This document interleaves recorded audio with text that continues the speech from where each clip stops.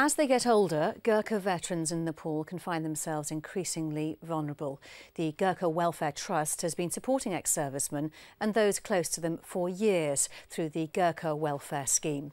With backing from actress Joanna Lumley, the Trust raises more than £11 million every year. Carla Prater has travelled to Western Nepal to see some of the ways that money is being put to use. At the Area Welfare Centre in Syangja, the doors are always open. This is one of 19 centres in Nepal run by the Gurkha Welfare Scheme, offering support to veterans and their families. Ex-servicemen from over 90 villages come to this centre.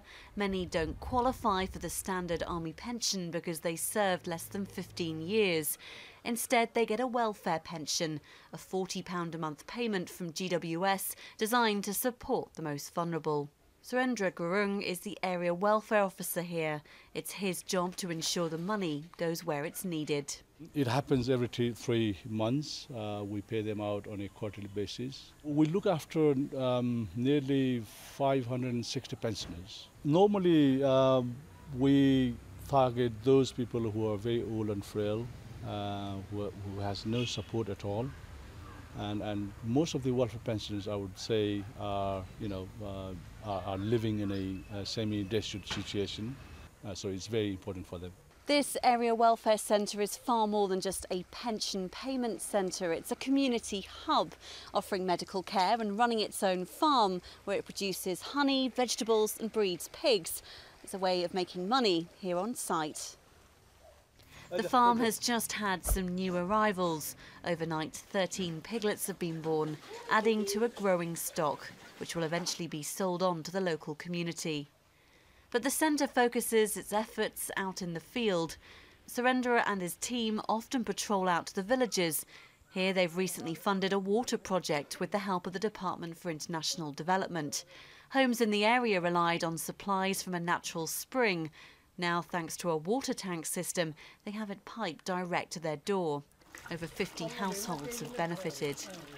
In nearby Chura village, staff are visiting Naya Bazaar School to discuss refurbishment. Pupils come here from miles around. Over the years, GWS has helped hundreds of schools like this one, rebuilding and extending classrooms. And thanks to funding from its vice-patron, Joanna Lumley, it's built a brand new school in the area. The GWS budget is more than £11 million a year. It's closely audited, and yet there's always the need for more. With political uncertainty in Nepal, no welfare system in place and a lack of local governance, the Trust says there's always demand. We mainly focus our activities around where our traditional recruiting areas have been. Unlike in the UK where people have the benefit of the state benefits and all, there's nothing really in Nepal.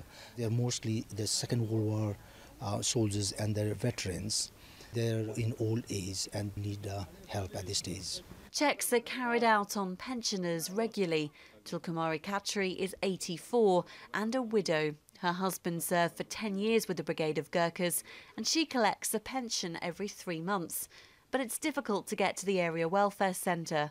She can't walk, she has to be carried to the road and then taken in a car. Often a relative picks up the money on her behalf because it's just too difficult. Nearby in Danda village, 89-year-old Dalsing Rama lives with his wife and son. His family have been here for 4 generations. He served with the 3rd Battalion, the Gurkha Rifles, during the Second World War, but today he's lost most of his hearing and can't travel far from his home. Despite their struggles, these are some of the lucky ones. Many other veterans live in far more remote parts of the country, but thanks to the Trust, they're getting help. They know there's support at hand if they need it.